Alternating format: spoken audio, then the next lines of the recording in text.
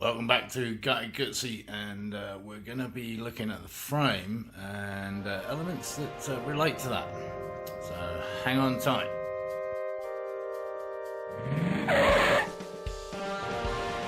So in a recent episode, we chopped the back frame at stage 1, as I called it at the time, because of course you don't want to cut off more than necessary and give yourself some breathing room. However, I've been looking at seats. Well, more than that, I've ordered this one from Amazon. I have to say, incredible value, less than $100. I think it's 79, something like that. With the seat padding itself, reasonable quality, as you can see. Not the best, obviously, not leather, but quite good. Plastic, kind of fits. A little bit narrow at the front, but we can do something about that. The problem is it's a little bit short. As you can see, we left quite a lot on the end of the frame there, just in case. And this measures up at 21 inches. And it doesn't even come to where the rear shocks mount. So unless we remounted them somewhere, even so, you're going to have this sticking out, which is not ideal. So we don't really want that. It's not going to work. It's roughly where it will be with a tank in place. So sadly, we're going to have to abandon that idea. Shame. Very good value. Thoroughly recommend it. Comes with mounts and things as well. So I think what we're going to have to do instead is order this one, which I'm kind of familiar with. I'm not sure, but I think this is what came with the first Honda CB750 that I did. Aluminum, and therefore reshapeable and customizable to whatever length you want. And its overall length is 26 inches, which would be pretty good, I think. 26 inches would bring it to there, comfortably over the end. Might even need to shave a bit off, which of course we can. It's almost twice the price and has no seat padding. It's literally just the base, so we'll have to come up with some solution for that as well. Nevertheless, I think that's the best route to go.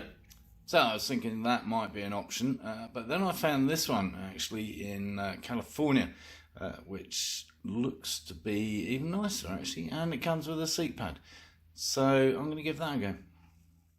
So for the time being, we shall leave the rear end of the frame chopped as it is and do no further modification. Now we need to work out how we're going to spray this. I've bought some red paint, as you can see. I've also started to mock up what I think the bike's going to end up looking like. And as you can see, it's got a red frame. I'm not sure if this is going to work, but the best thing to do is to find the most difficult spot and try doing that bit, and then we'll take it from there, I think. And as I said before, I think that's going to be this bit here. Yeah, I think that's going to be the trickiest part to get to. So I'm going to prep the frame up before we do anything. Prep all of it, I guess, tedious though it is. So probably a wire brush, for which I now have some for a drill.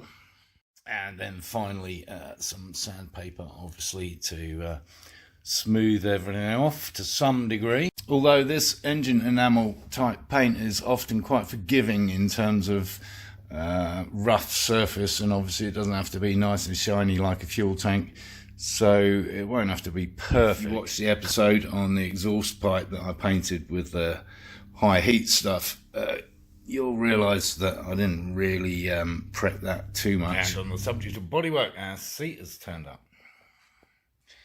Not bad. It's very close on the back wheel. Well, in fact, it's resting on it right now, but it fits. And just a little elevation at the back should bring it clear of the wheel. But before we go with the red, we've had a suggestion from one of the viewers. Yes, what about a yellow frame? Nah, sorry, don't like it.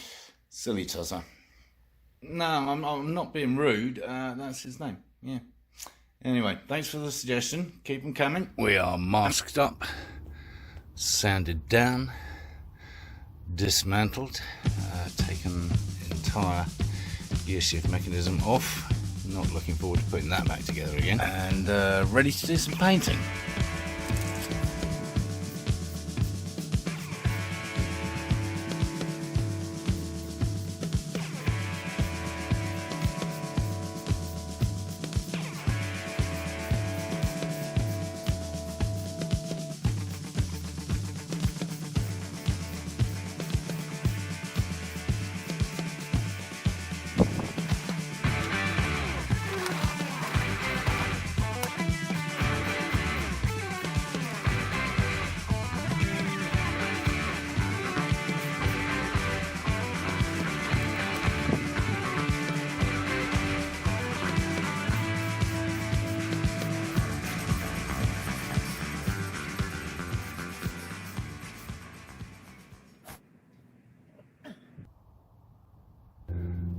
Not bad. So, I think it's gonna work. We'll see when we unmask it all. But we're doing it in sections so that we can mask various bits off quite thoroughly, rather than mask the whole bike up and try and do that.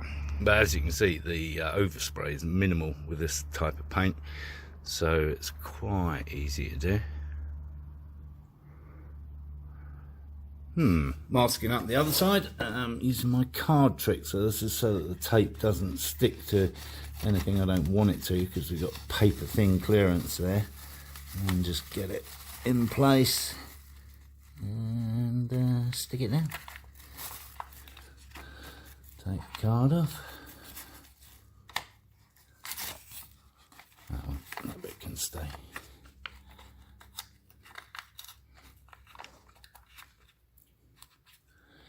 Repeat as necessary. Side 2 done. So you get the general idea. I shall carry on masking sections off and getting paint into impossible places. But I think that's starting to look pretty good. And the engine. Thanks as always for watching. If you thought the video was any good, give it a thumbs up. Do tune in again to see how the frame ends up and other progress on the bike. In which case, if you haven't subscribed already, do that down here somewhere. And of course, encourage others to watch my lunacy.